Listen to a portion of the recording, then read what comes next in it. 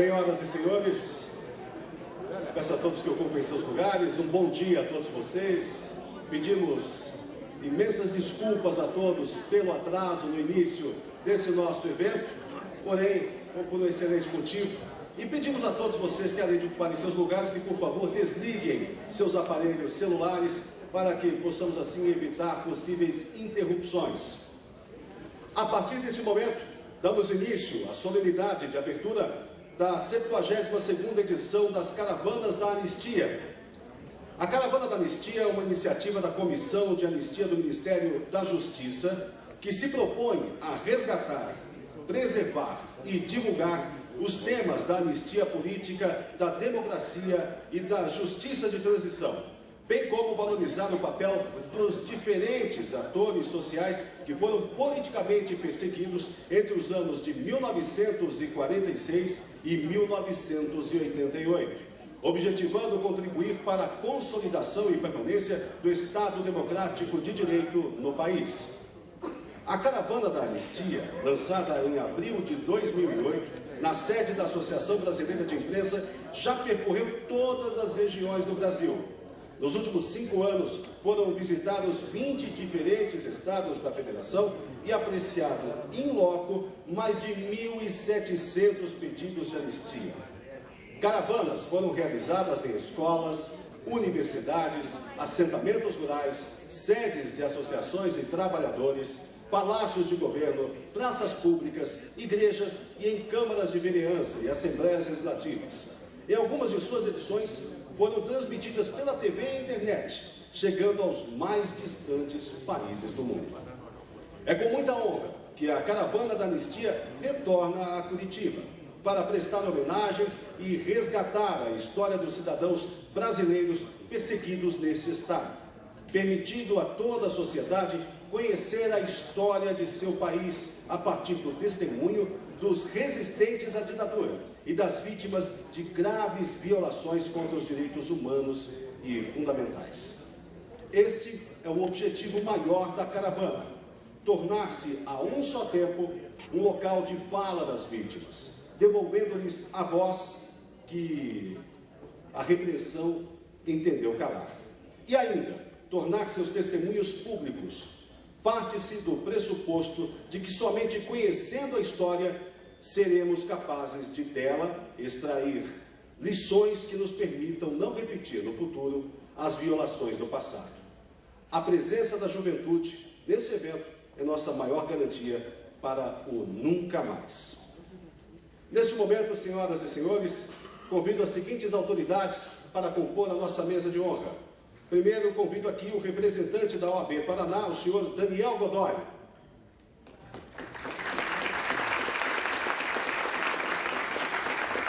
O reitor da Universidade Federal do Paraná, Zaque Akel Sobrinho.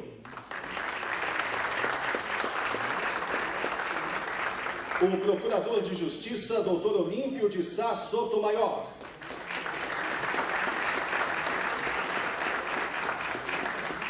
A vice-presidente da caravana, da Comissão de Anistia, Sueli Belato. O vereador e presidente da Câmara de Vereadores de Curitiba, Paulo Salamuni. A senhora Débora Dias, representando aqui o senador Álvaro Dias.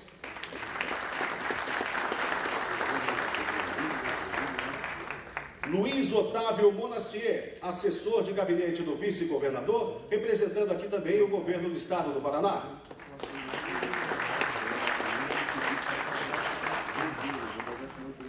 E também representando o governo do estado do Paraná, o secretário de Estado da Cultura, Paulinho Viapiana.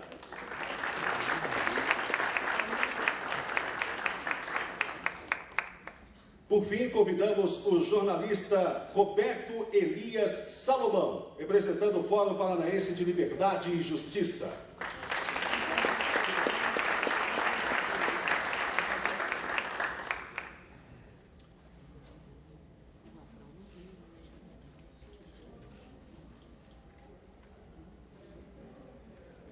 Senhoras e senhores, com a mesa formada, peço a todos que fiquem em posição de respeito para para ouvirmos a execução do hino nacional sob a bela voz da cantora lírica Kátia Santos.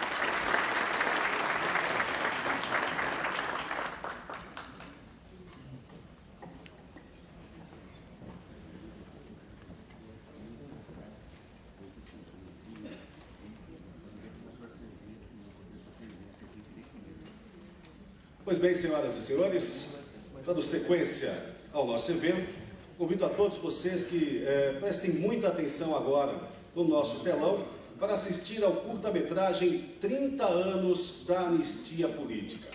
Esse documentário foi produzido pela Comissão de Anistia do Ministério da Justiça e conta com a narração da artista Zezé Mota.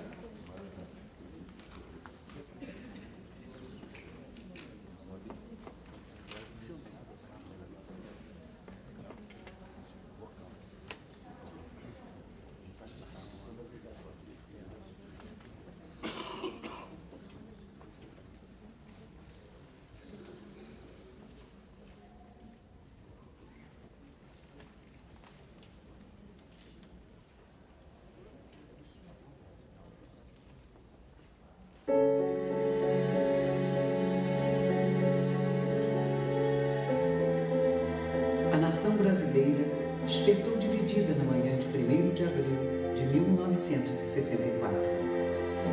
Ouvidos atentos ao rádio que anunciava, em sucessivas edições extraordinárias, o governo do presidente João Goulart fora deposto pelas Forças Armadas. Apoiadas por setores sociais conservadores que se opunham às reformas de base defendidas pelo presidente da República e pelos setores populares do país, tropas do Exército deram um golpe de Estado. Desencadearam violenta repressão contra entidades populares, incendiaram a sede da ONU, rompera-se o Estado de Direito estabelecido pela Constituição de 1946. Se existe terrorismo, o terrorismo foi implantado pela ditadura militar em 1º de abril de 1964. O presidente da República, legitimamente eleito, foi forçado a exilar-se. Os generais e seus aliados civis usurparam o poder, violaram a Constituição e atribuíram-se a legitimidade da boca dos canhões.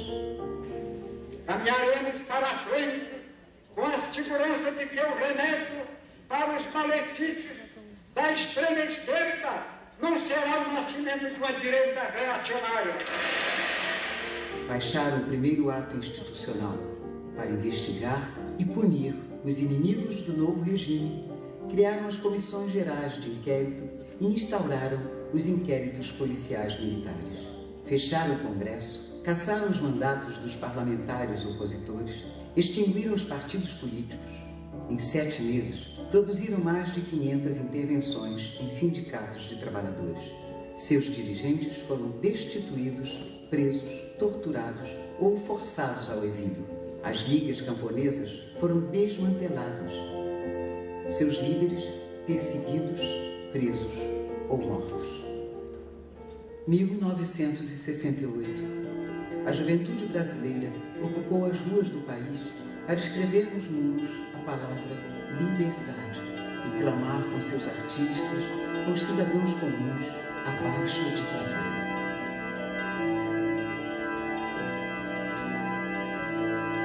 Quem cala sobre teu corpo. Em abril, a repressão assassinou o estudante Edson Luiz. A morte talhada, ferro e fogo. Milhares de pessoas acompanharam o enterro proibido. No corte que a bala riscou. A missa de 7º dia foi violentamente reprimida pela polícia. Cala, morre contigo, mais morto. Em maio, a passeata dos 100 mil inundou o centro do Rio e deu voz à indignação dos brasileiros contra a violência do regime. Batendo, avisando. A gente precisa ficar sabendo de uma vez por todas que eles sempre vão apelar para a violência. E ai de nós, se nós não nos prepararmos para essa violência. Em outubro, 800 jovens foram presos em Ibiúna, no Congresso da ONU. Quem grita, vive contigo.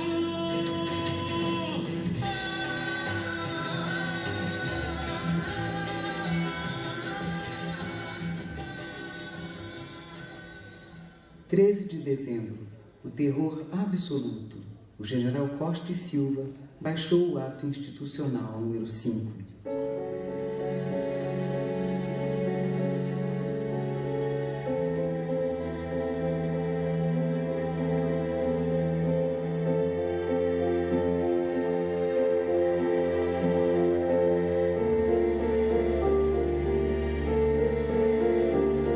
A resistência armada passou a fazer parte da cena política do país, com sequestros de embaixadores para salvar a vida de prisioneiros políticos em poder da repressão e libertá-los, ainda que fosse ao preço do exílio.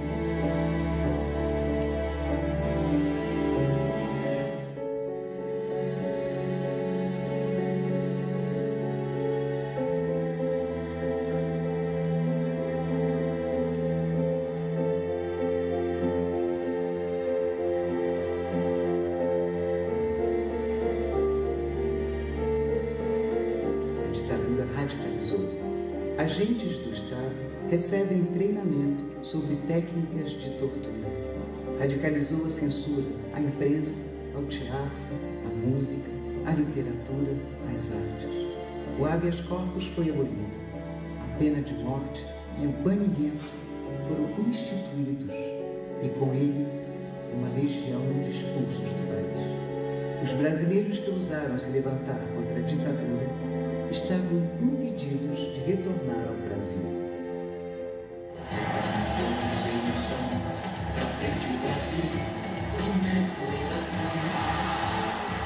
Era a glória da Copa do Mundo de 1970, iluminando as ruas, usada pela ditadura para ocultar o pranto das famílias que perderam seus filhos nas mãos dos torturadores. Cada um deles tem um rosto. Nutriram sonhos, acreditaram neles. Com seus olhos, miram os olhos e a memória do país. Desejam ser lembrados. Onde se esconde o rosto dos torturadores? Se dissolvem na sombra da vergonha. Aspiram o esquecimento. Era o tempo do medo, o tempo da brutalidade, dos assassinatos, dos atropelamentos, das tentativas de fuga, dos suicídios, dos desaparecimentos cometidos e acobertados pelo aparelho repressivo. Dentro da noite, nosso povo ensaiava gestos de resistência, principalmente pelas mãos das mulheres. As mães, as filhas, as companheiras, as viúvas de maridos vivos. 1975. Nasce o movimento feminino pela anistia, liderado por Terezinha Zerbini. Mobilizaram, fizeram de sua aparente fraqueza diante da brutalidade do regime sua força. A saída é por aqui. A ONU está organizando, ninguém vai dizer que não vamos fazer subversão indo para o Ano Internacional da Mulher. Tinha gente que não sabia nem o que era anistia, pensava que era anestesia. A anistia que nós vamos conquistar pode não ser restrita, mas vai ser ampla. É como uma barreira. Tem uma barreira que está segurando a água. Se você fizer um furo numa barreira, a água se encarrega de trazer tudo. O próprio presidente da República, Ernesto Geisel, veio para São Paulo a recomendar que eu não fosse para aquela cerimônia, porque aquela cerimônia ia trazer mortes e eu ia ser responsabilizado por essas mortes. A missa que foi realizada na Praça da Sé, em memória do Herzog, foi um dos momentos mais emocionantes da vida da cidade. A partir daí, com marchas, contramarchas, complicações, restrições, nós seguimos no caminho de uma distensão. Nas prisões, nos sindicatos, nas associações, nos movimentos dos trabalhadores, nas igrejas, no parlamento, nas universidades, com a participação da OAB, da ABI, da CNBB e de setores da imprensa que não se curvaram à censura. No teatro, na música, nos livros, as pessoas falavam de esperança, de liberdade, de justiça.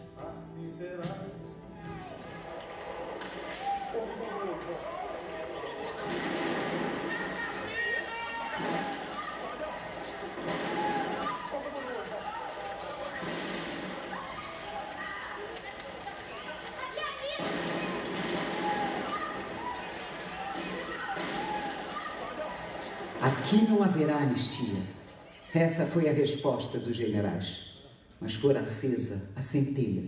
Multiplicaram-se os comitês brasileiros pela anistia, estimulados pelos familiares de presos e desaparecidos políticos, dos exilados e pelas organizações populares. Escrevemos nos muros, levantamos nas faixas, levamos na boca o grito necessário. A anistia ampla, geral e irrestrita. Com Lula ou sem Lula, sem diretoria ou sem diretoria, sem comissão ou com comissão, vocês sairão vencedores dessa luta. A luta pela anistia se encontrou com a força dos movimentos populares que sacudiram os alicerces do regime. A greve de fome dos presos políticos desafiou a sensibilidade de parlamentares.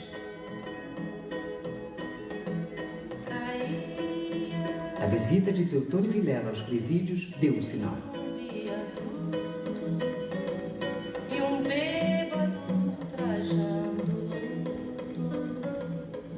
me lembrou Carlitos, a lua,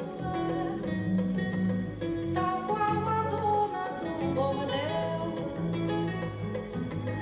pedia a cada estrela fria um brilho de aluguel.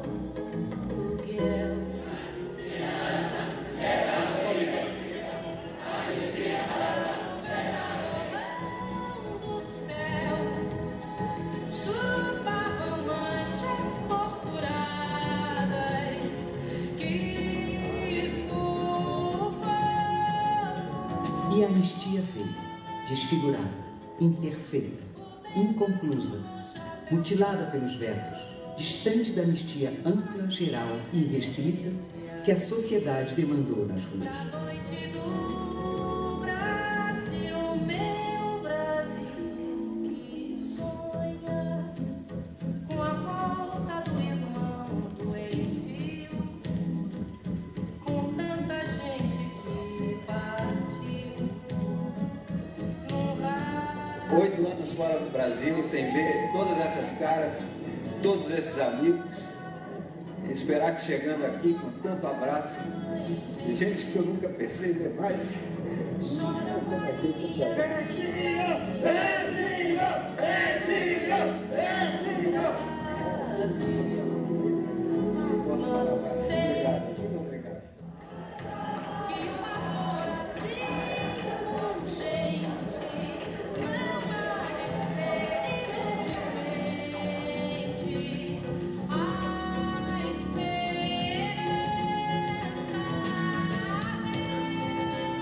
Foi aprovada a Lei de Anistia em 22 de agosto de 1979, imposta pela ditadura, a um parlamento submetido por medidas de força, sem pactos, sem acordos.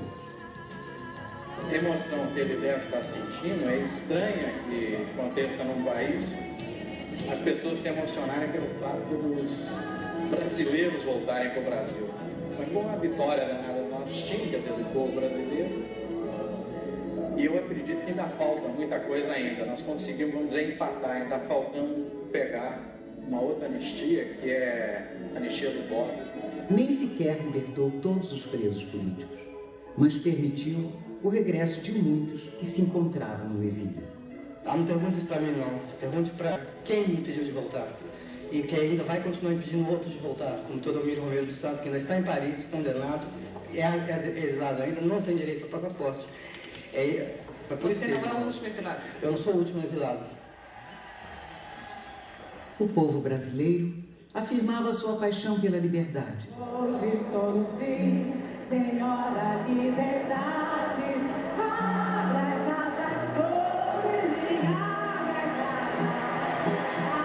reconquistava as ruas, as praças, os estádios, realizava gigantescas manifestações. Ia aos poucos se lavando da escuridão e do medo para vestir o amarelo e inundar o país de canções e esperanças. A gente vai levando as diretas. Diretas já. Eu quero votar para presidente.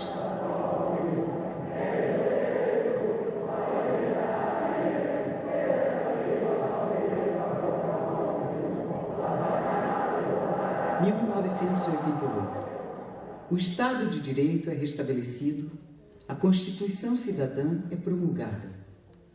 O desafio hoje é a implementação de uma justiça de transição que foi conceituada pela ONU como conjunto de mecanismos para tratar o legado histórico da violência dos regimes autoritários.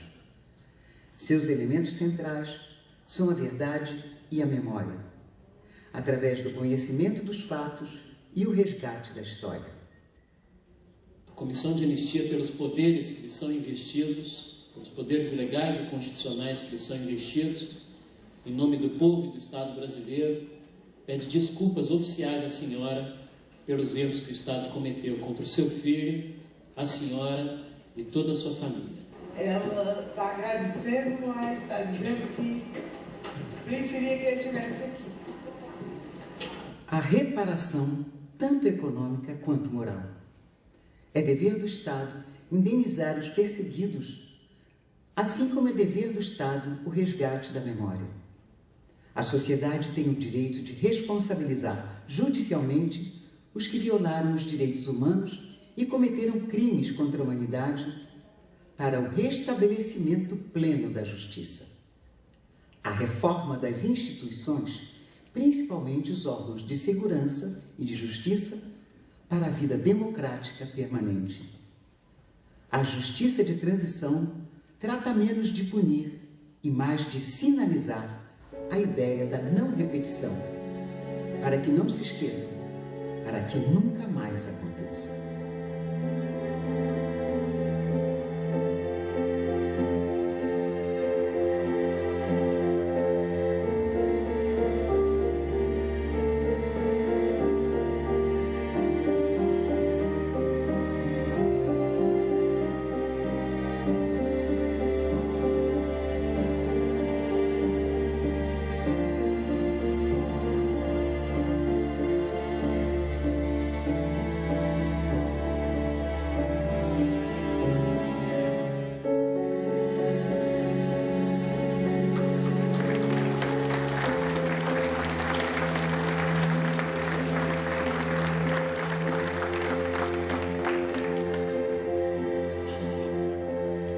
Continuando esse evento e fazendo cada vez mais, reescrevendo a história do nosso país, damos sequência por aqui. E antes de passarmos à sessão de homenagens e às falas de abertura dos componentes da nossa mesa, gostaríamos aqui de registrar com muita honra a presença de algumas autoridades do Tribunal de Justiça, o desembargador Astrid Maranhão de Carvalho Rutz.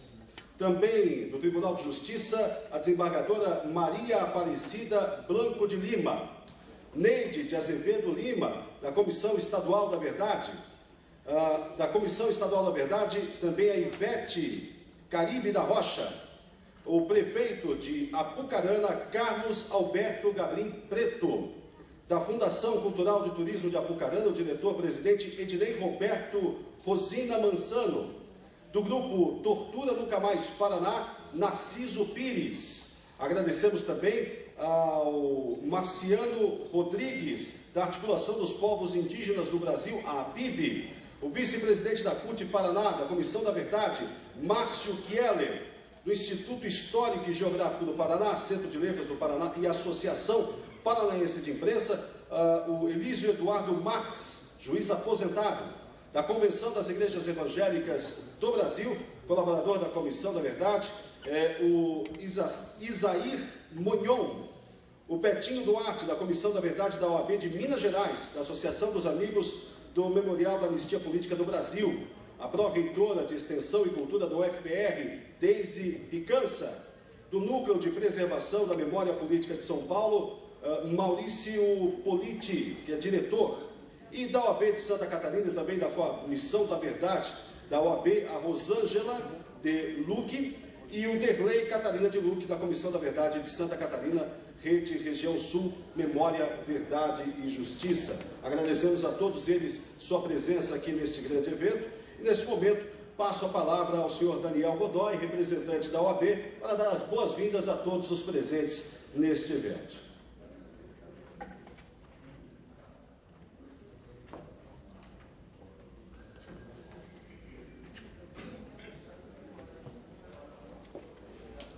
Bom dia a todos e a todas aqui presentes.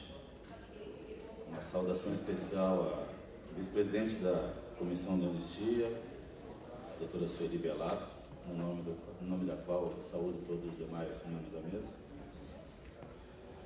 Familiares, anistiados, cidadãos e cidadãs. A Semana do Advogado do ano de 2013, na sua continuidade, está tendo como tema o resgate da verdade, da memória e da justiça. E nós temos um compromisso institucional da Ordem dos Advogados com a democracia do país. A Ordem dos Advogados, já em 1972, na Carta de Curitiba, preconizava o restabelecimento das liberdades democráticas. Em 1977, na histórica Conferência Nacional da Ordem dos Advogados, também aqui em Curitiba, foram inúmeros e foram decisivos os pronunciamentos e as manifestações e as conclusões daquela conferência, no sentido da garantia e do restabelecimento das liberdades democráticas. Para nós, a garantia do direito de expressão, o exercício e a efetividade dos direitos assegurados na Constituição é indissolúvel, é inafastável da importância de se resgatar a memória e a verdade daqueles que lutaram pela democracia no país e que ainda o continuam fazendo, mesmo não estando aqui. Ontem e antes de ontem nós tivemos 2 momentos da Semana dos Advogados, que foram conferências. A primeira na quarta-feira do professor Baltazar Gazon, juiz espanhol, hoje afastado da magistratura, advogando. Tivemos a presença do Roberto Caldas, juiz da Corte Interamericana de Direitos Humanos, de professores de direito, e foi uníssona a voz no sentido de que o Brasil, apesar de todas as dificuldades que nós temos, ainda hoje ocupa um lugar de destaque no restabelecimento da verdade e da luta dos democratas que tombaram na defesa da Constituição, na defesa da Constituição de 1946, que foi violentada pelo golpe civil-militar de 1964. Para nós, da Ordem dos Advogados, que já decidimos no nosso Conselho Federal que vamos estar juntos de todas as ações que o Ministério Público Federal interpuser no sentido de responsabilizar os torturadores e responsáveis pelos assassinatos cometidos no regime militar.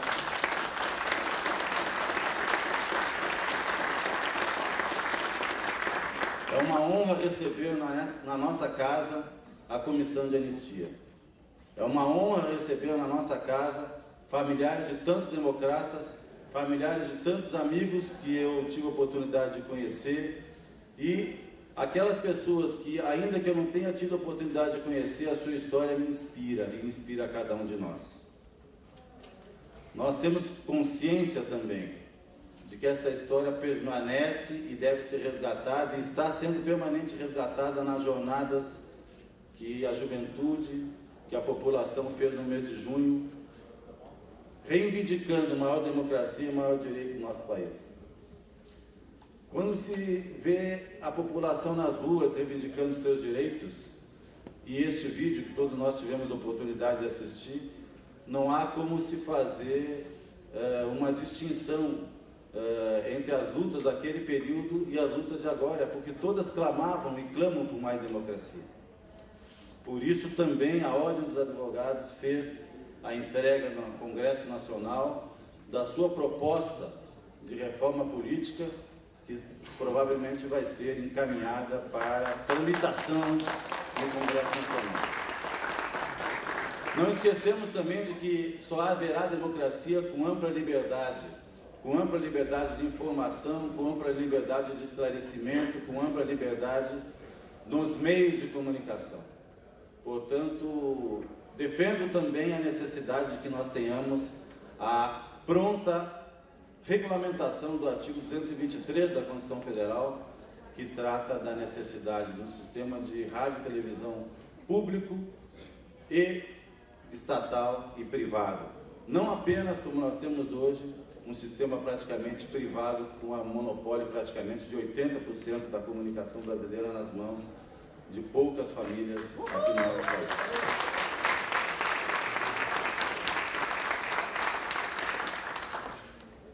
Mas a voz hoje a voz que nós vamos ouvir hoje, e os homenageados hoje são os familiares.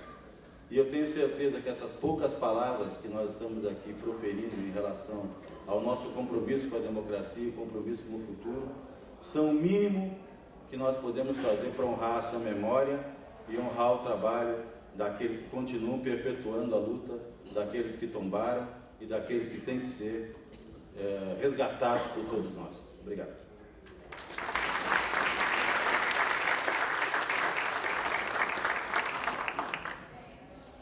E neste momento, passo a palavra para que seja realizada a abertura deste nosso evento, a vice-presidente da Comissão de Anistia, Sueli Bellato.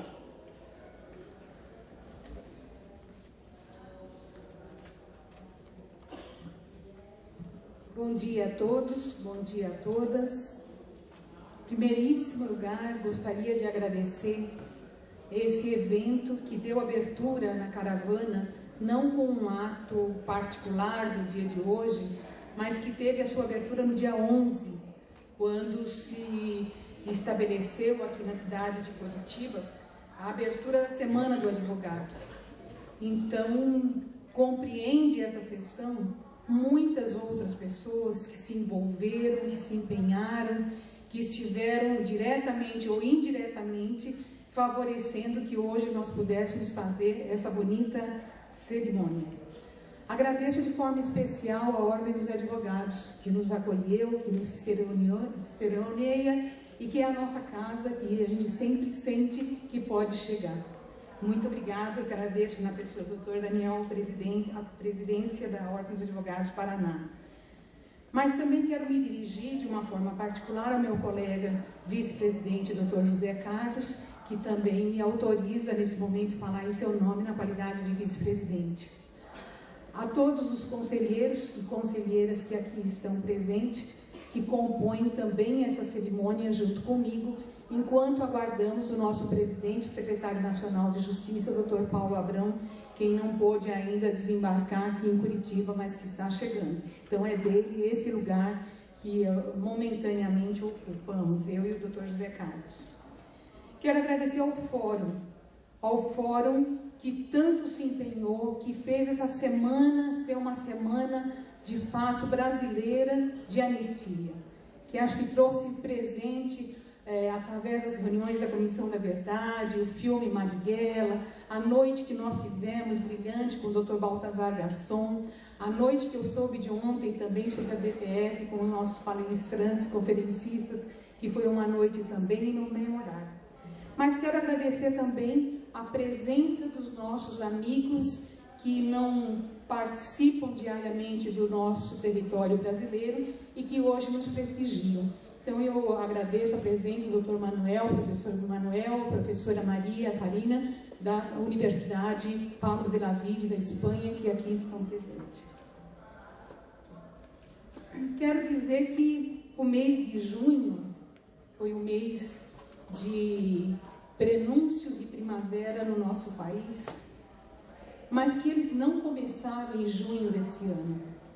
Eles começaram já, quem sabe, em 1500, quando os nossos povos indígenas já lutavam e já eram razão de memória nas cartas de Pero Vaz e Caminha e Mendissá, falando dos massacres.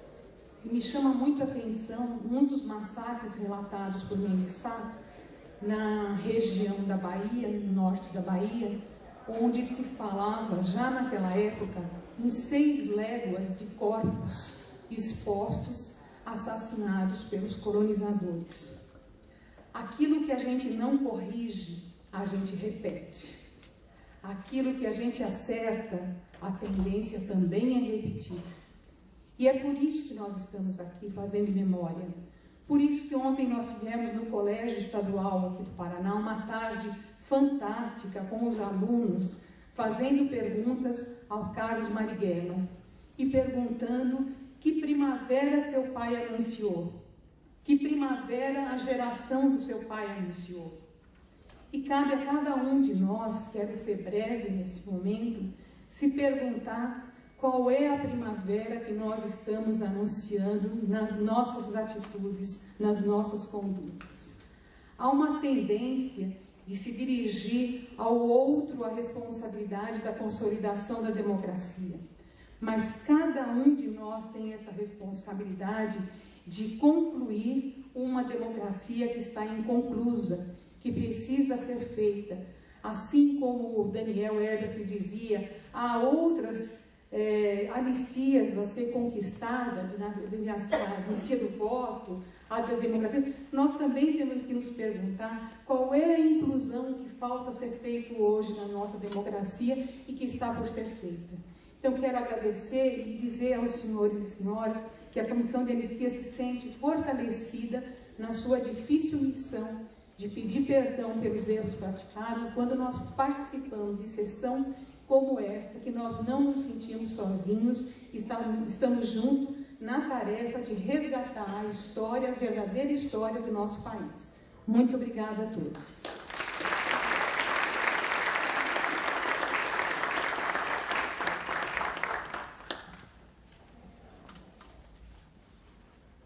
Esse evento, senhoras e senhores, recebe convidados comprometidos com a defesa dos direitos humanos, especialmente aquelas e aqueles que lutaram na resistência à ditadura militar e pelo retorno da democracia no Brasil, buscando reiterar o compromisso em favor da dignidade, homenageando-os como um dever do Estado de Direito.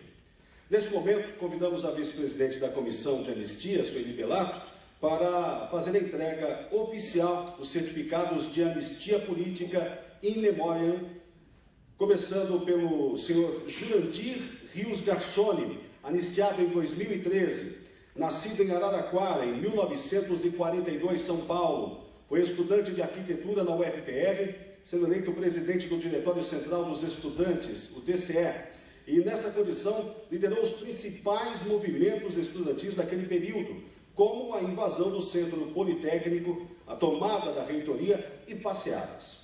Em 1968 foi preso no Congresso da UNE, em Biúna, e teve sua prisão preventiva decretada. Em 1969 foi processado em Curitiba, juntamente com outras lideranças estudantis, e em 1971 foi preso em São Paulo por sua participação na organização de esquerda política operária. Barbaramente torturado, cortou os pulsos na prisão em uma tentativa extrema de resistir às torturas. Em 1984, assumiu o cargo de curador do patrimônio da Secretaria de Cultura do Estado do Paraná, onde coordenou o processo de tombamento da Serra do Mar. Como resultado do seu trabalho, veio a falecer, um ano depois, em 1985, quando realizava um voo de estudos técnicos sobre a Serra do Mar. O governo do Estado homenageou Jurandir com um monumento na Estrada da Graciosa por ocasião da conclusão do tombamento da serra, alguns meses após sua morte. No monumento, assentado sobre uma base de terra trazida especialmente de Araraquara, sua terra natal, e misturada com a terra do Paraná, uma placa assinala que Jurandir escolheu essa terra como sua, aqui viveu, casou, teve seus filhos e aqui lutou. Foi casado com Cecília Garçoni e deixou duas filhas, Inês e Isabel Garçoni. Nesse momento, o membro da família que vem aqui representar é o Pedro de Cristo, e é quem receberá, portanto, das mãos da nossa mesa, da vice-presidente Sueli Bellato e também do Daniel Godoy, o certificado com reconhecimento. Vamos aplaudir, por favor.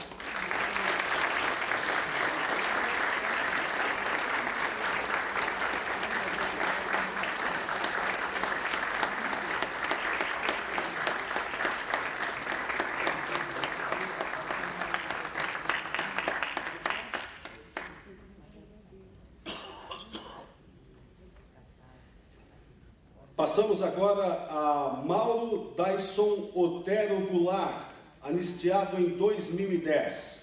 Militante do movimento estudantil e do Partido Comunista Brasileiro Revolucionário, Mauro Goulart foi julgado e condenado em 1968 por participação no histórico Congresso da Chácara do Alemão, um encontro regional da União Nacional dos Estudantes. Com a anistia, foi um dos fundadores do Partido dos Trabalhadores no Paraná. Faleceu em 2002. Convidamos um representante familiar do Mauro Dyson Otero Goulart, por favor, que venha à frente. E eu convido o nosso reitor para que ele faça a entrega aos familiares.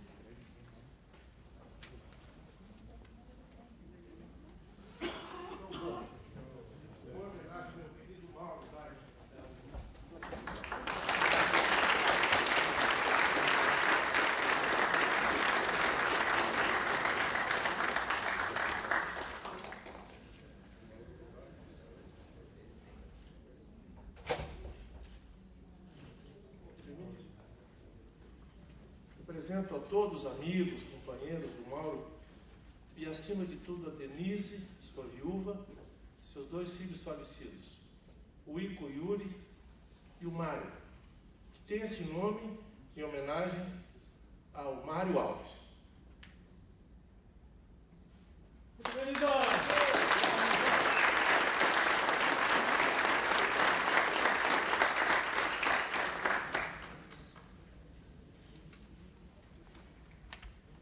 Passamos agora a Valfrido Soares de Oliveira, anistiado em 2004.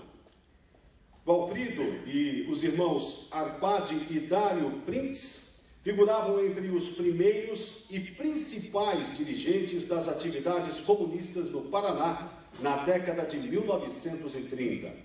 Eram funcionários da RVPSC, a Rede Viária Paraná-Santa Catarina, e atuaram certamente por mais de uma década no Partido Comunista. Em 1945, passou a responder pelo partido no Paraná, apesar de estar à frente dessa tarefa durante a ilegalidade. Conforme observado em sua ficha no arquivo do DOPS, em 1940, quando apreendida no Rio, no arquivo do PCB, uma relação dos seus filiados, foi constada uma anotação de seu nome. É funcionário ferroviário na classe destes, dos mais sinceros e ativos elementos do partido. Reorganizado o PCB, foi eleito, em junho de 1945, secretário do respectivo comitê. Em julho, foi designado para a Comissão de Divulgação da Palavra de Luiz Carlos Prestes. Portanto, convidamos aqui um representante familiar, o senhor Valfrido Soares de Oliveira, anistiado em 2004.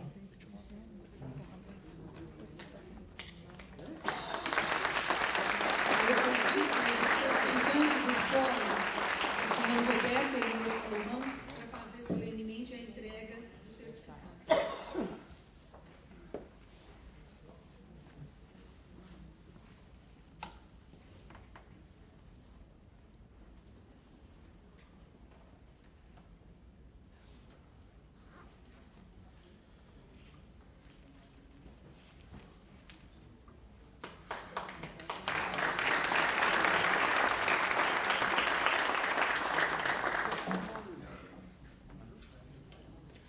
Agora, senhoras e senhores, passamos à homenagem aos não anistiados, reconhecendo a incansável luta por memória, verdade e justiça e o inarredável compromisso com a causa dos direitos fundamentais.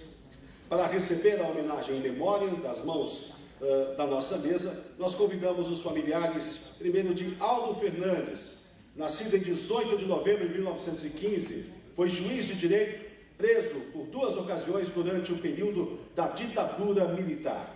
Prejudicado na sua vida profissional devido às suas posições ideológicas divergentes ao regime. Teve seus direitos políticos cassados nos primeiros dias do novo regime e foi aposentado compulsoriamente nos meses seguintes.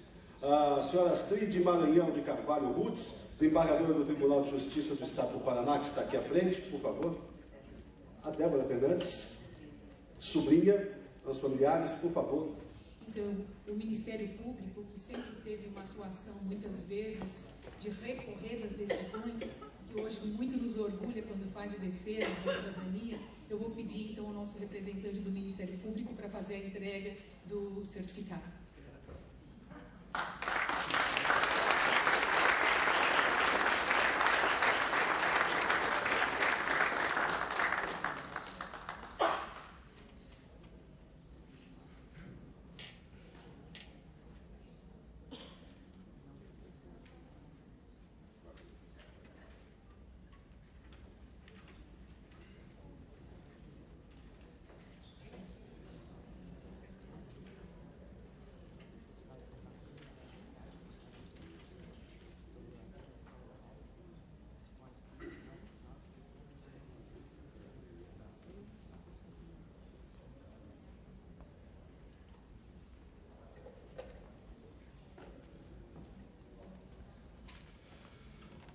Outro homenageado é Amílcar Gigante.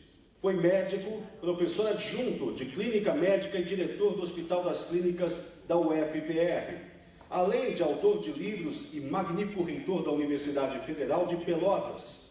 Pelo seu envolvimento em atividades políticas, foi proibido de lecionar no ano de 1969. Foi aposentado compulsoriamente e impedido de exercer a cátedra. Faleceu em pleno Dia do Médico, 18 de outubro de 1998.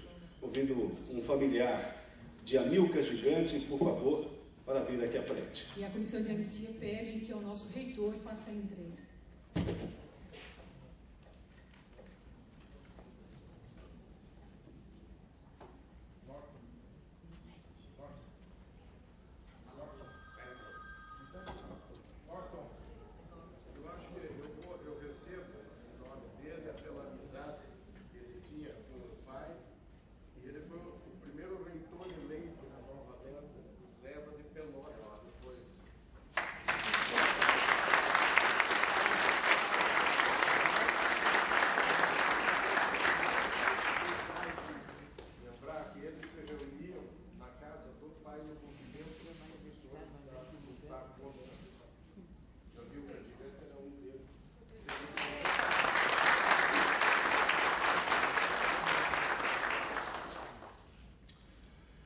Neste momento, a homenagem é para Aníbal Abate Soleil. Ele veio para Foz do Iguaçu em 1959 na condição de exilado político. Devido à ditadura do general Alfredo Stroessner, no vizinho Paraguai, foi sequestrado em uma operação relâmpago em dezembro de 1974, junto com Rodolfo Mongelos, César Cabral e Alejandro Stumpfes, sendo conduzidos até um sítio em Goiás, onde foram barbaramente torturados. Casou-se com Maria Cristina, teve 4 filhos, 3 netos e 2 netas. Faleceu este ano, 2013, aos 82 anos de idade. Convidamos aqui um de seus familiares, por favor, para que venha à frente receber esta homenagem. E peço que o nosso representante da Câmara de Vereadores, o Dr. Paulo Salomão, faça a entrega.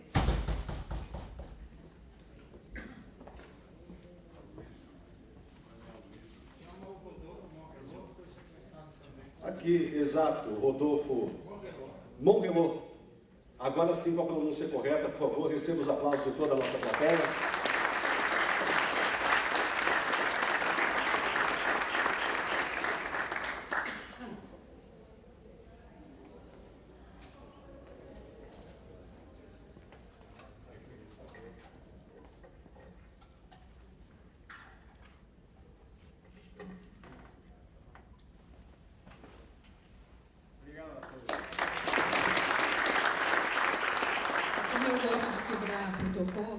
Quando eu fiz referência aos nossos visitantes espanhóis, eu me lembrei que também tinha um paraguaio, mas acho que meu coração acusou que é um paraguaio brasileiro, por isso não fiz a menção que é ele.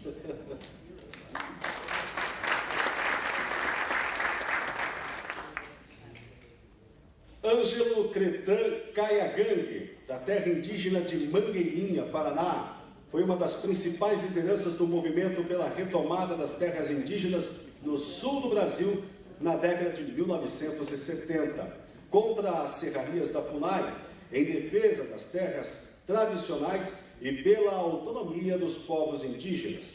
Foi cacique da terra indígena de Mangueirinha e também o primeiro vereador indígena do país, que enfrentou as contravenções por madeireiros, políticos tradicionais, intrusos e latifundiários. Suas lutas em torno de questões ambientais e a preservação das florestas nativas remanescentes sempre estiveram em primeiro plano para os caciques que se destacaram nos anos de 1970, juntamente com outras lideranças como Nelson Sangre, Mário Juruna e Marçal Tupã-I. Sua morte tem diferentes interpretações. Para os indígenas ocorreu um assassinato encomendado. Em depoimento nos dias anteriores, o próprio Cretan, em entrevistas, afirmava que sua morte estava anunciada. Cretan nasceu em 12 de dezembro de 1942 e morreu em decorrência de ferimentos graves causados na colisão de veículos, quando retornava de uma reunião comandada pelo cacique Aristides Gabriel, em 22 de janeiro de 1980, vindo a falecer uma semana depois, no dia 27 de janeiro. Chamamos aqui o senhor Marciano Rodrigues, por favor, para que receba a homenagem. Esse eu vou pedir licença à mesa para que eu mesma faça a entrega.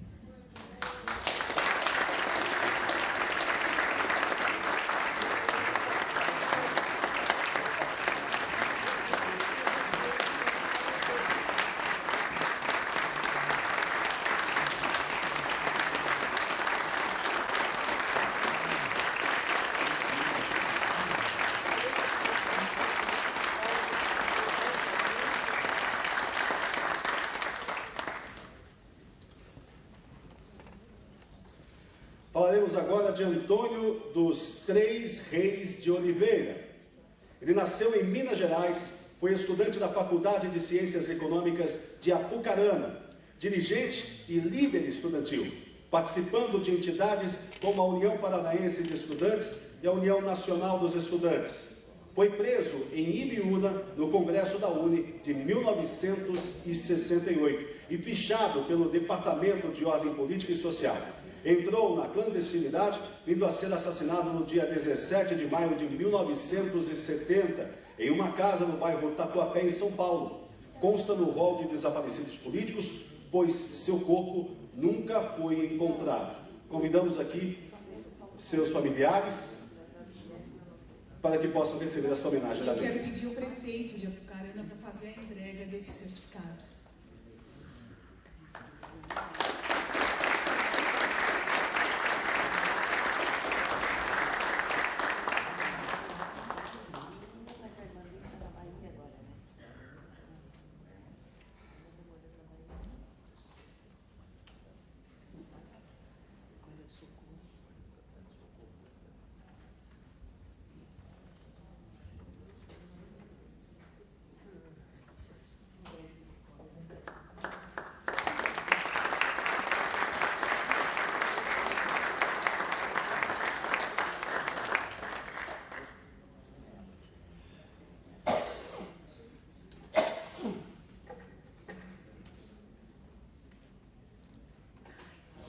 Passamos, neste momento, a falar sobre Henrique Ernesto Ruggia.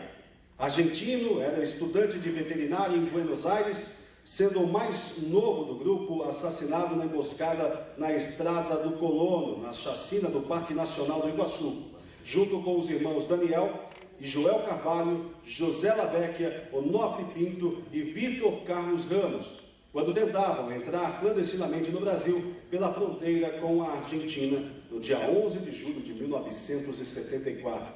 Henrique tinha apenas 18 anos. Convidamos aqui os familiares de Henrique Ernesto Ruggia para receber a homenagem da mesa. E quem mais autoridade teria entre nós do que Aloysio Pomar para fazer a entrega?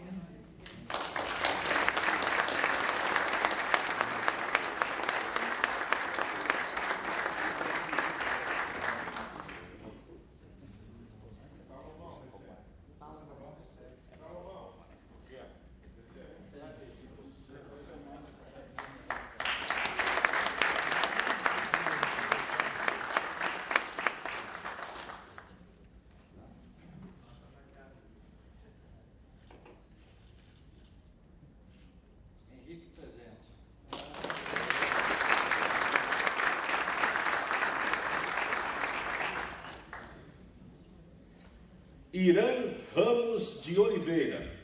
Nasceu em 1943 em Curitiba. Militou no Partido Comunista Brasileiro, do qual foi membro do Comitê Estadual do Paraná e Municipal de Curitiba.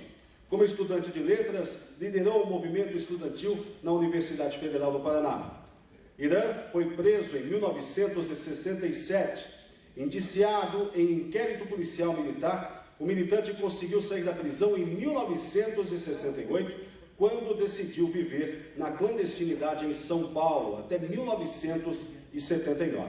Nesse período, trabalhou como professor e atuou no Sindicato dos Professores da Rede Particular. De volta a Curitiba em 1980, atuou como professor até 83. Formou-se em Direito em 1986 e veio a suicidar-se em 1998. Convidamos seus familiares, por favor, para que venham aqui à mesa. E eu convido o representante do vice-governador, secretário de Educação, do Dr. Flávio Arno, para fazer a entrega do certificado.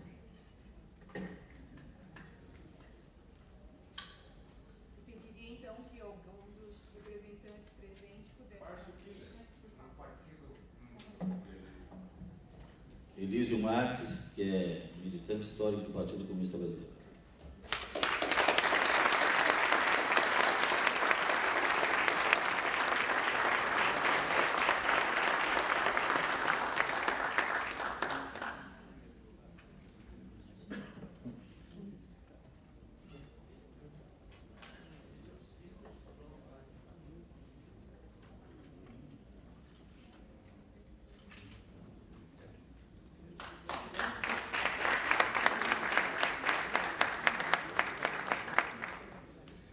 Ildeu Manso Vieira nasceu em Alpenas, Minas Gerais, em 1929, quando a estudante sofreu os dramas da ditadura do Estado Novo e colocou-se ao lado dos signatários do Manifesto dos Mineiros contra a ditadura Vargas. Foi preso e torturado pela ditadura.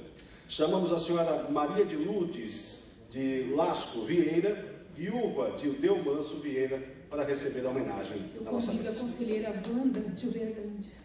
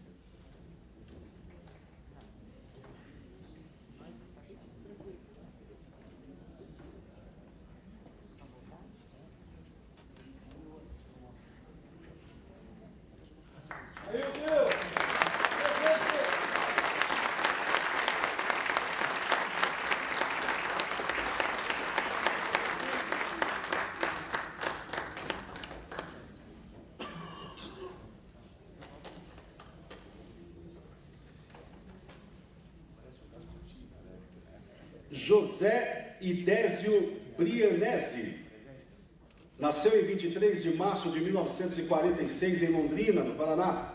Foi estudante da Escola Técnica de Comércio de Apucarana e iniciou sua militância política na União dos Estudantes de Apucarana, UEA, no ano de 1966.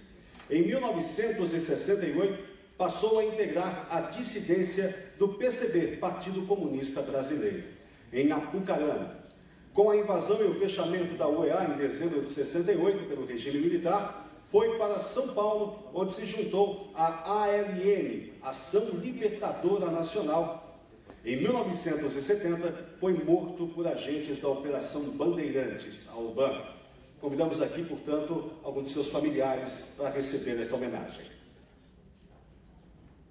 E peço ao Dr. Narciso Pires para fazer a entrega do certificado em nosso nome.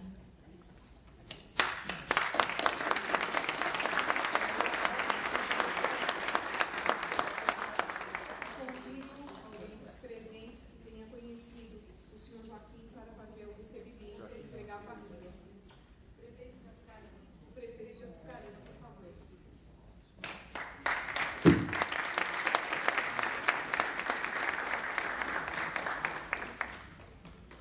Beto Preto.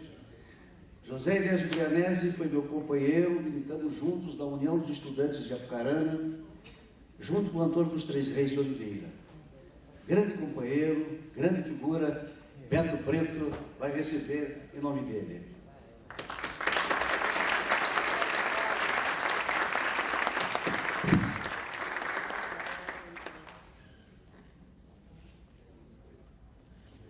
Então, já peço que o prefeito permaneça aí para acompanhar, se eventualmente tiver também representantes, pedindo que o cerimonial anuncie o próximo. Ok. Senhoras e senhores, falaremos agora de Joaquim Pires Cerveira. nascido em 14 de dezembro de 1923, em Santa Maria, no Rio Grande do Sul. Foi militante da Frente de Libertação Nacional, FLN. Veio a ser preso em 1965 e em 1967 foi absolvido da denúncia por crime de subversão.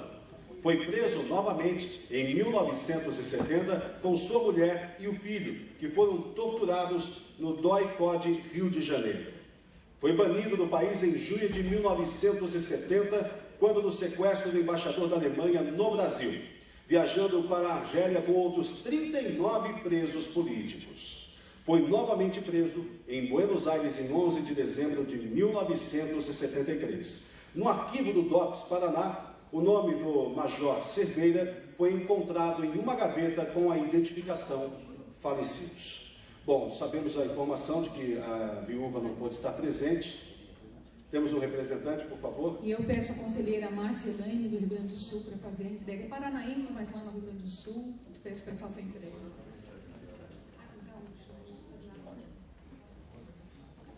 Enquanto chega, eu gostaria de ler a mensagem da Dona Maria de Lourdes Romanzini Pires Cerveira.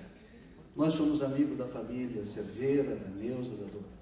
Bem, manda ela a mensagem. Prezados membros da Comissão de Anistia, da Ordem dos Advogados do Paraná, os amigos e companheiros meus e do meu marido e o povo do Paraná.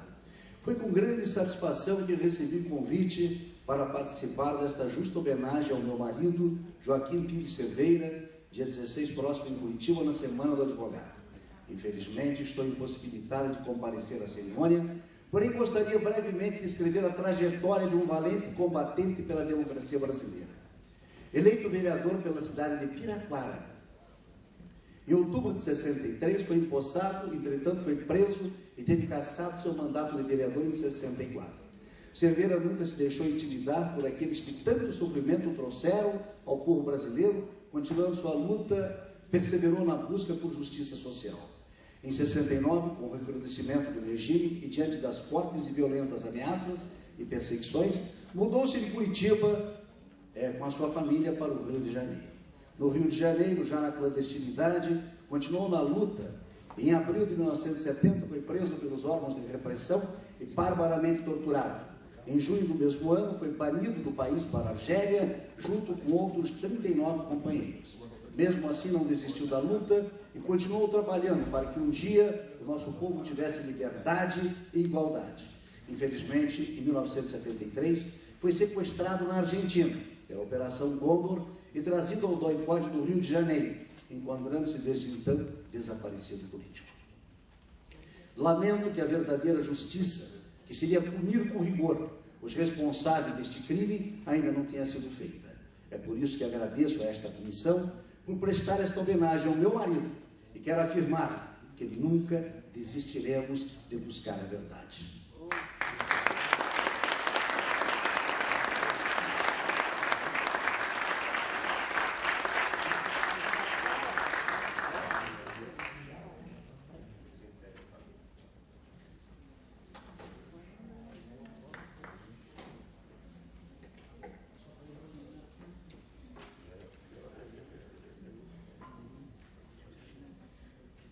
E agora, senhoras e senhores, passamos a mais um homenageado. Nesta ocasião falaremos de José Richa. A política, para José Richa, era sua natural vocação. Nascido no estado do Rio, foi a partir do Paraná que ele, em mais de 40 anos de vida pública, construiu uma trajetória onde seu talento e sua habilidade foram aplicados ao ideal de respeito aos cidadãos e ao bem público. Iniciou na política estudantil como presidente da União Paranaense dos Estudantes, da UP, deputado federal reeleito, 2 vezes senador, prefeito de Londrina e governador do estado.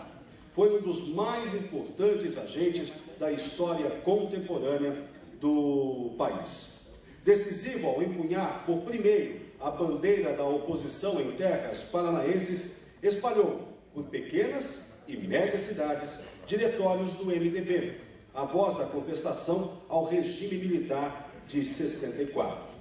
Um craque nas conversas de bastidor, ele se destacou na conquista da redemocratização brasileira e no engajamento na campanha das eleições diretas já para a presidência da República, sendo o primeiro comício na cidade de Curitiba, na Boca Maldita, contando com a presença de 60 mil pessoas.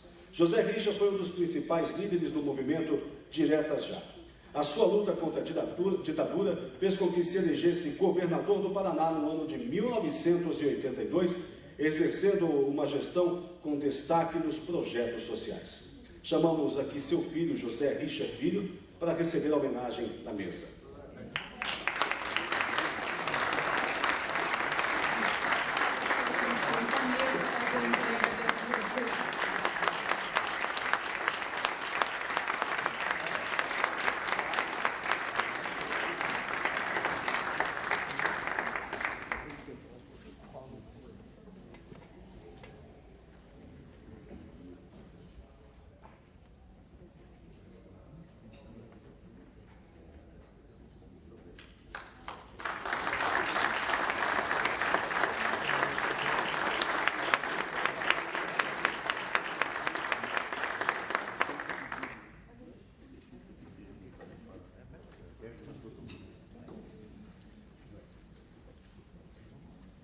Passamos a homenagear José Rodrigues Vieira Neto, formado pela Faculdade de Direito da Universidade Federal do Paraná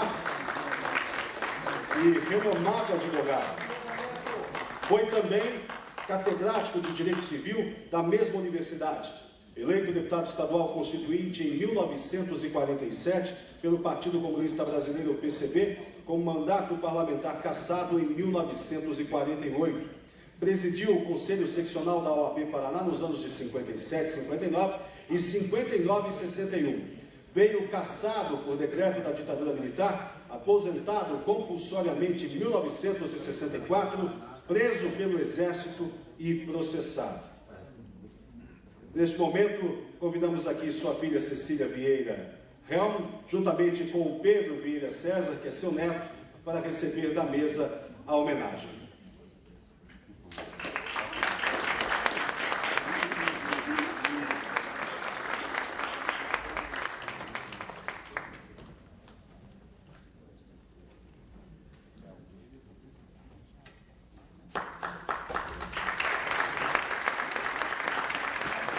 Quero agradecer especialmente à Comissão da Anistia, à Comissão da Verdade, ao meu querido reitor, ao filho de Salamone, a quem também eu devo essa honra de meu pai ser homenageado, e acho que vocês já viram, quem sabe até já leram, um depoimento de 300 e tantas páginas que elaborei com muita emoção para José Rodrigues Vieira Neto.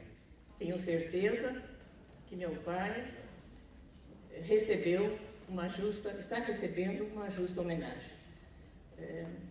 É muito emocionante a gente, depois de tantos anos, ver, né, de que estão reconhecendo o valor dos companheiros de partido do meu pai, dos companheiros da universidade, como Amilcar Gigante, dos companheiros da política. Eu tenho aqui um neto que no livro também escreveu, o Pedro Vieira César, e toda a nossa família, com emoção, agradece a vocês por essa sensibilidade e dever de estar homenageando aqueles que, como no caso do meu pai, como ele disse, tinha um grande crime pensar de modo distinto daqueles donos do poder que tomaram conta do Brasil em 64. E já foi dito aqui, eu acho que isso tem que ficar na memória, principalmente dos jovens.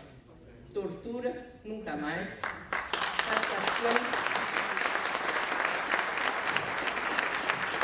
Cassação, nunca mais.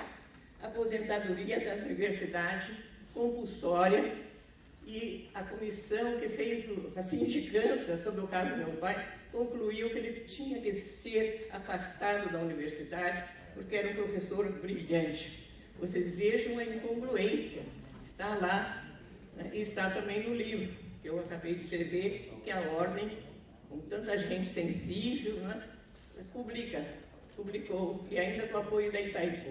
Então, meus senhores, minhas senhoras, principalmente aqui à mesa, os nossos agradecimentos do Pedro, neto, de Cecília Vieira Helm, filha, com muito orgulho.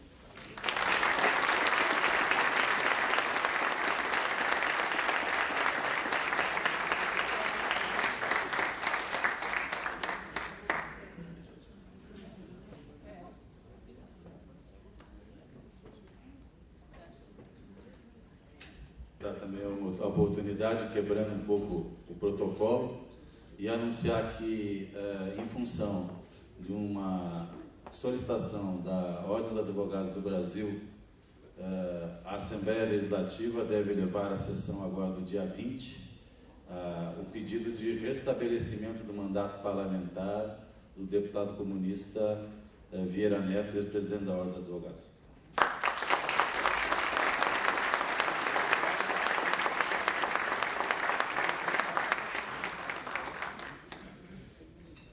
Passamos a homenagear agora Laudemir Turra, natural de São José do Triunfo, foi integrante da organização brisolista Grupo dos 11, transferiu-se para o oeste paranaense logo após o golpe militar de 1964.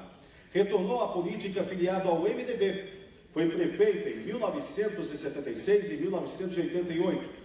Morreu em 13 de julho deste ano, em Corbélia, aos 82 anos de idade. Convidamos sua irmã Ivone para receber a homenagem da nossa mesa. Peço a doutora Débora de Lima para fazer isso.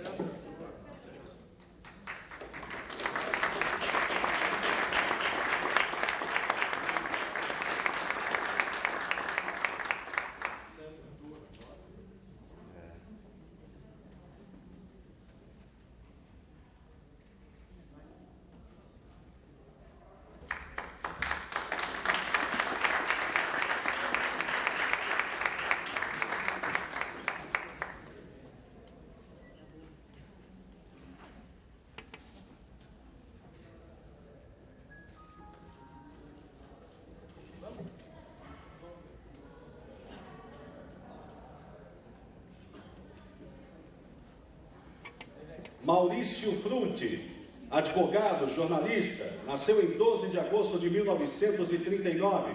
Foi eleito vereador em 1968 pelo MDB, partido que comandou na Câmara Municipal. Deputado estadual em 1972 e 1976. Maurício Frutti foi eleito para a Câmara Federal em 1978 e reeleito com a maior votação do Paraná em 1982.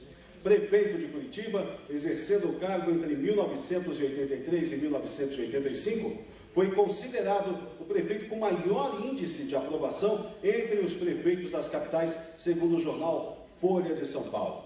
Outra vez deputado federal mais votado em 1986, Frutti destacou-se na Constituinte, justificando o fato de ter sido pela segunda vez o mais votado deputado paranaense. Foi considerado pelo DIA, órgão representante dos trabalhadores, como parlamentar muito respeitado por sua seriedade e competência política, tendo um dos melhores índices de presença.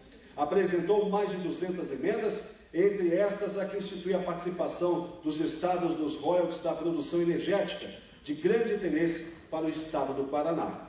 Recebeu na década de 90 o título de Parlamentar do Ano, por sua decisiva contribuição em favor dos interesses nacionais. Foi secretário de Estado de Ciências e Tecnologia, Ensino Superior e presidente da Fundação Pedroso Horta, órgão de estudos do PMDB do Paraná. Nós convidamos aqui à frente a senhora Eleonora Bonatti Frutti para receber a homenagem das mãos da nossa mesa.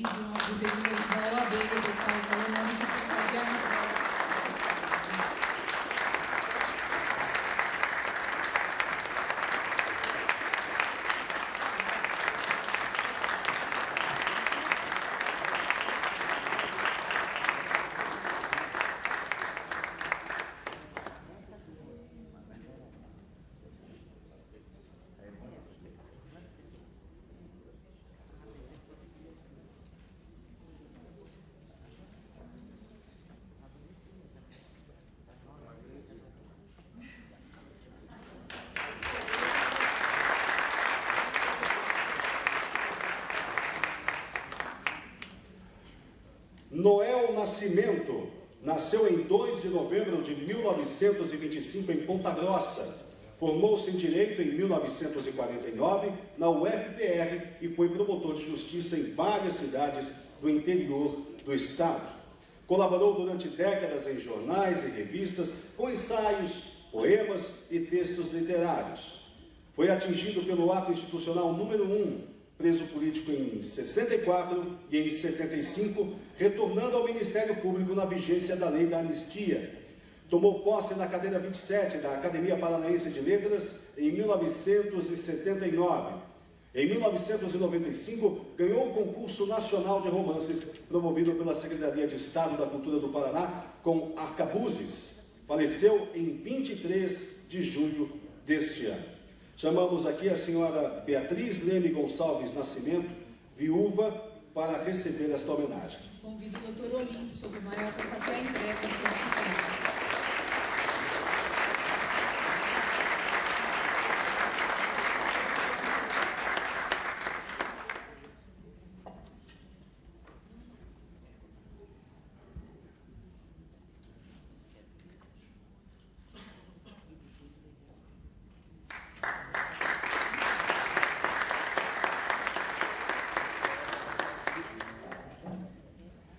Otto Bracarense nasceu em 1927, foi dirigente do Sindicato dos Bancários de Curitiba e presidente da Federação dos Bancários do Paraná no final da década de 50 e início da década de 60.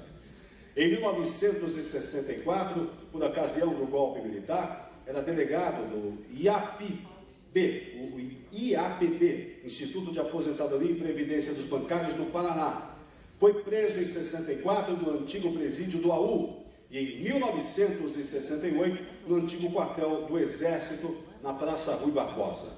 Pertencia ao quadro dirigente do Partido Comunista Brasileiro, PCB. Foi um dos principais articuladores da campanha Diretas Já.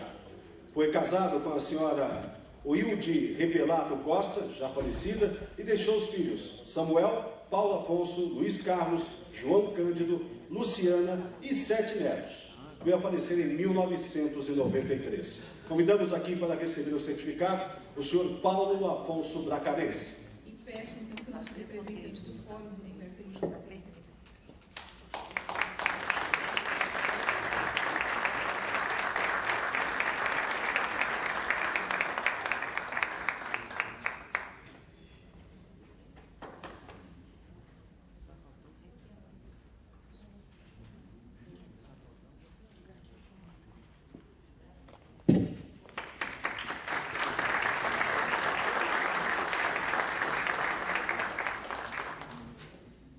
Regis Badin Brockman nasceu em 1937, natural de Canoinhas, Santa Catarina, filho de Ruth, costureira, e Venceslau, alfaiate.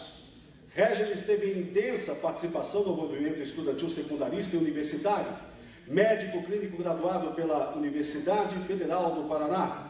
Por suas convicções e manifestações em favor de uma sociedade humanista, politicamente democrática e socialmente justa, foi detido em 1964 e teve sua carreira profissional ceifada na UFPR, tendo sido citado no livro Resistência Democrática à Repressão no Paraná, de Milton Ivan Ehrenberg.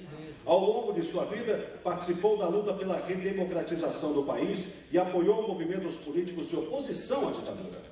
Deixou um legado de solidariedade a pessoas social e economicamente favorecidas, atendendo-as como médico e incentivando o seu acesso aos estudos e ao trabalho digno. Cultivava grande interesse pelo esporte, pelas artes, pela literatura, ciência, educação, pela história e estudos filosóficos. Nacionalista, sentia júbilo por ser brasileiro. Faleceu em 2007. Convidamos aqui um representante ou familiar para receber o certificado. Peço ao secretário de Cultura, Dr. Paulo, para fazer a entrega do certificado.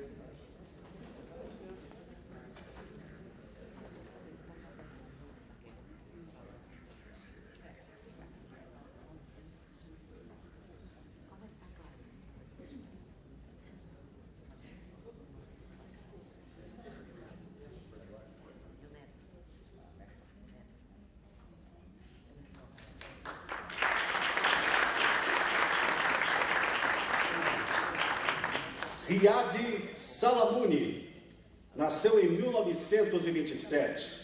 Opositor ao regime militar por sua luta em defesa da democracia, sofreu inúmeras perseguições, inclusive com a invasão de sua residência para o confisco de sua biblioteca particular.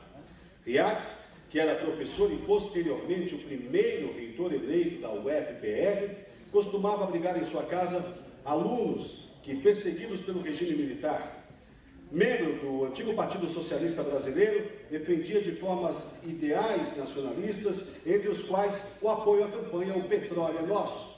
Era um intelectual humanista e questionou sucessivamente o governo militar antidemocrático dos anos de chumbo.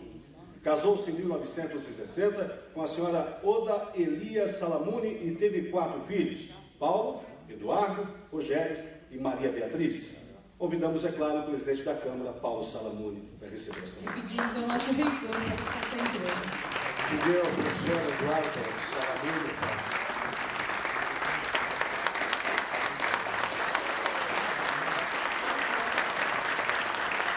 O professor Eduardo Salamuni é membro da Comissão da Verdade da Universidade Federal.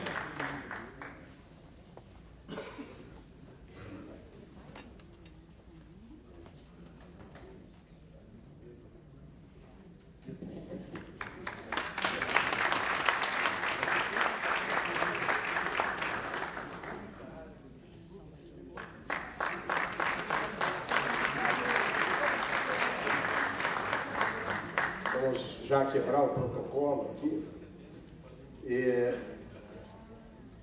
Diante da imprecisão da vida, Daniel, nós estamos reunidos aqui. O nosso pai, Riad Salamuni, um humanista, um ambientalista. E ele dizia uma frase interessante, Nizam. Você, eu devo isso a você, o carinho que ele tinha, admiração, que o homem é o único animal da natureza que, quando enfrenta perigo numa trilha, volta 10 vezes pela mesma trilha. Nenhum outro animal, quando se sente ameaçado, volta por aquela trilha. Então, se não fosse por nada, mas a recuperação da justiça com todas essas pessoas que lutaram pela nossa liberdade, seria para alertar que nós não podemos mais voltar por esta trilha. Veja algumas situações aqui nesta sala e nada é por acaso. Professora Cecília, eu, o Eduardo, tivemos o privilégio, os outros irmãos eram muito pequenos, alguns não tinham nascido ainda, de ter na sala da nossa casa pessoas como o Vieira Neto, o Lamartine Correia de Oliveira, Nilton Freire Maia, Adail Sprenger Passos, Regis Prockmann, Amilcar Gigante, entre outros, Dante Romanov, dentre outros, lutando, professor Zac, no movimento para a democracia, lato sensu, e a democracia dentro da universidade, no movimento dos professores. Esses professores foram muito perseguidos porque pensavam, né, mentes brilhantes, professora Cecília, e pensavam, e nós não conseguimos entender por que eles eram tão perseguidos, porque pensavam. Né? E depois quis o destino que na primeira eleição, porque houve uma antes, não oficial, em que o professor Lamartine ficou em primeiro lugar numa consulta que não era oficial, feita pela Associação dos Professores. Depois ficou o Nilton Freire Maia, o pai ficou em terceiro lugar.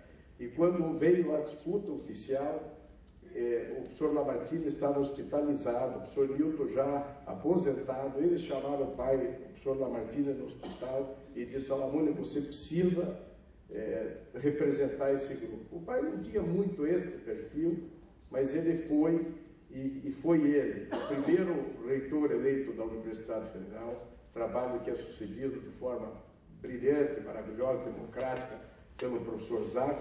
O Amilcar Gigante, que foi cassado, que foi o primeiro reitor eleito da Universidade Federal de Pelotas. O Cristóvão Buarque, que foi o primeiro reitor da Universidade do Brasil. Aí, caminhando um pouquinho mais, eu vejo nessa sala, e nada por acaso, quando o pai foi eleito reitor, na mesma sala que se reunia, nós recebemos a visita do então governador José Richa e sua esposa Arlete, do então prefeito Maurício Fruit e sua esposa Ivete, que foram levar ao pai e à mãe a notícia que depois da eleição, porque ele se recusou a ir a Brasília a fazer qualquer tipo de lobby. Ele entendia que se foi eleito, quem elegeu tinha que garantir a posse dele, ele não foi lá pedir nada a ninguém, se fosse porque havia a lista sexto. E aí o então governador José Richa e o prefeito Maurício Fruit foram na mesma sala, na mesma casa de hoje, no mesmo lugar, levar a notícia que ele havia sido nomeado reitor. Um pouquinho antes disso, e aqui eu vejo na história se repetindo, né, com os filhos, aí cada um seguindo a trajetória, que em 82 o comício das diretas foi o primeiro aqui, 83. E quem coordenou esse programa, nós na juventude do MDB, vários partidos, foi quem anfitrionou foi o governador José Richa e o prefeito Maurício Fruit, porque nenhuma outra cidade queria arriscar fazer. E nós aqui, vários, a Sandra, tantos que estão aqui, a Valéria, filhos dessas mesmas pessoas que se reuniam alguns anos atrás, estavam nesses comícios. E Débora, é interessante, nós fomos contemporâneos, tivemos a mesma luta dentro da universidade, que o Álvaro foi o coordenador desses comícios. Quem recebeu foi o governador Richa, o prefeito Maurício Fruit bancou aqui, o Álvaro coordenou. Veja, nada é por acaso as coisas. E falar, e concluo por aqui, na questão ambiental, talvez a maior homenagem que se possa fazer agora, contemporaneamente, é uma pessoa especial em tudo isso, que e sei que está recebendo inúmeras homenagens, e todas elas são poucas, e ela era avessa a todas essas homenagens, que é a Teresa Urban.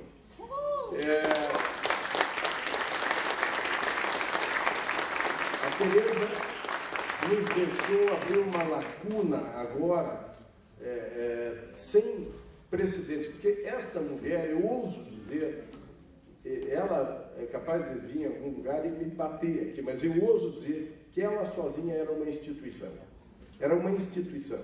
Era uma instituição, foi uma mulher perseguida, foi uma mulher que foi exilada com os filhos, uma jornalista de um texto maravilhoso, direto, firme, corajosa, era militante ambientalista, era uma mulher coerente em todas as suas atitudes.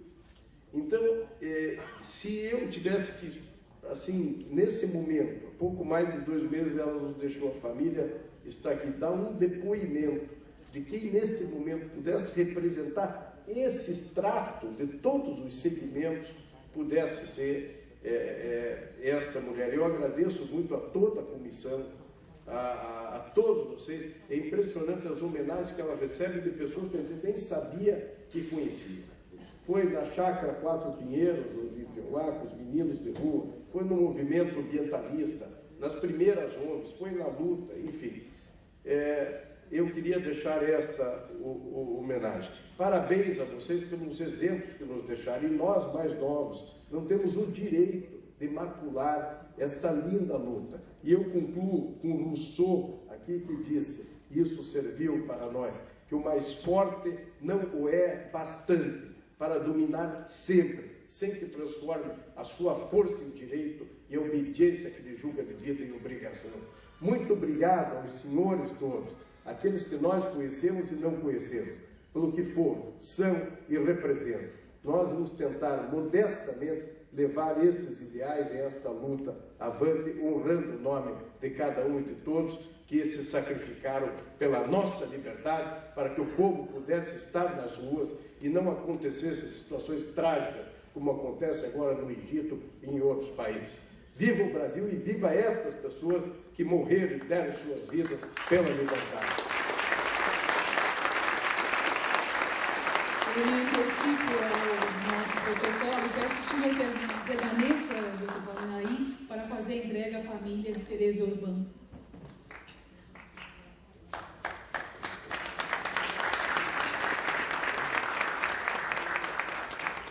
Convidamos, portanto, a família de Tereza Urban, mencionada já, e eu farei apenas um complemento às palavras do vereador Paulo Salamuni, nascida em 1946 em Curitiba, filha de Stanislau Urban e Janina Urban, participou da luta contra a ditadura militar, tendo sido presa 3 vezes e torturada. Na década de 70, foi mandada para o exílio no Chile com o fim do regime militar. A jornalista Tereza Urban se dedicou à causa ambiental e trabalhou em diversos veículos, como a revista Veja e o jornal Estado de São Paulo.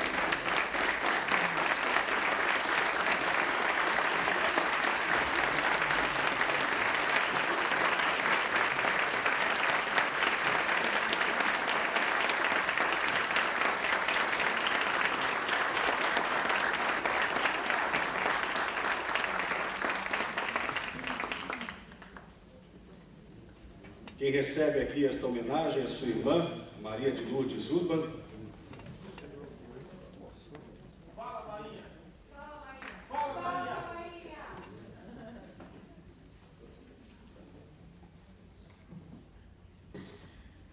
Acho que a Tereza foi uma pessoa incansável de pôr a sua capacidade de escrever, de pensar e de amar a cada pessoa, a natureza, mas mais do que a natureza, cada pessoa. Todos que chegaram, passaram por ela. Eu acho que ninguém, acho que cada um que passou por ela ficou diferente, pensou diferente, amou diferente e teve um compromisso também muito maior com cada um, não é só com a natureza, mas com cada um desse país. Muito obrigada.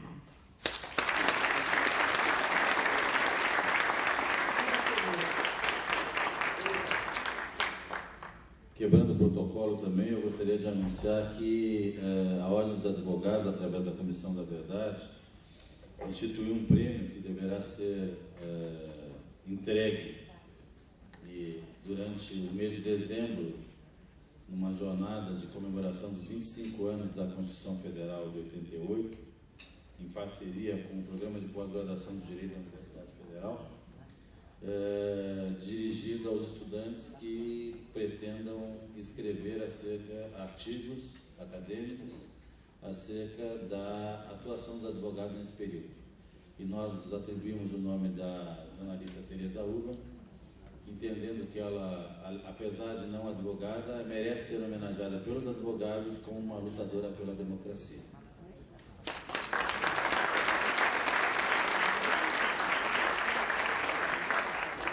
E passamos agora a homenagem a Walter Alberto Pecois. Pecoá. O protocolo já foi quebrado, vocês me auxiliem com isso, não tem problema algum. Retomando, Walter Alberto Pecoá. Obrigado. Médico, natural de Erechim, Rio Grande do Sul, foi uma das mais importantes figuras políticas do sudoeste do Paraná, tendo participado ativamente na acirrada luta entre poceiros, companhias de terras e os governos estadual e federal, ocorrida em 1957 no governo de Moisés Lupion.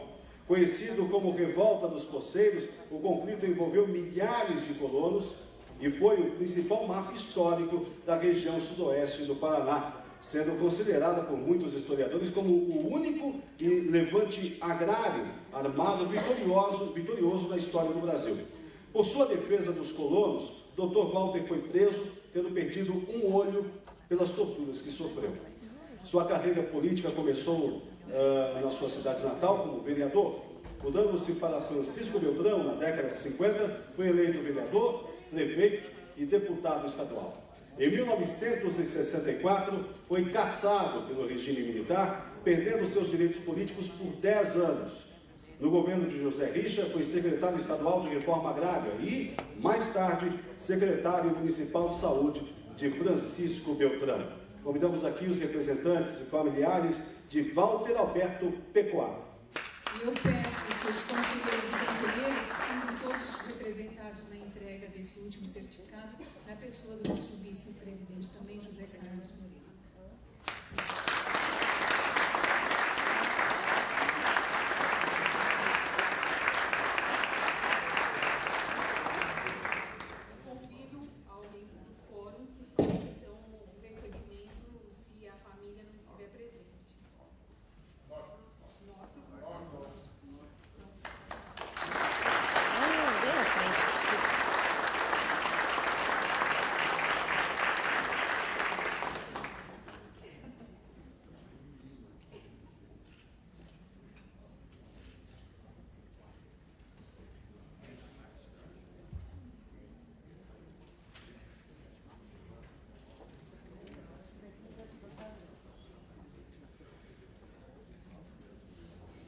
E agora, senhoras e senhores, lembramos ainda dos militantes a quem rendemos homenagem e cuja memória está presente entre nós. Pedimos que a menção de cada nome, a plateia responda presente. Ok? Abelardo de Araújo Moreira. Presente. Agriberto Azevedo. Presente. Charles Champignon Júnior. Presente. Daniel Carvalho. Presente. Expedito Rocha. Presente. Jefferson Cardim de Alencar Osório. Presente. João Batista Villanova Artiga. Presente. Joel José de Carvalho. Presente. José Garcia. Presente. José Lavecchia. Presente. Maria Olímpia Carneiro. Presente. Nelson Torres Galvão. Presente. Odílio Cunha Malheiros. Presente. Onofre Pinto. Presente. Paulo Rogério Manioto. Presente. Valmor Marcelino. Presente. Vitor Carlos Ramos. Presente. Todos eles e os demais homenageados merecem a salva de palmas do pessoal.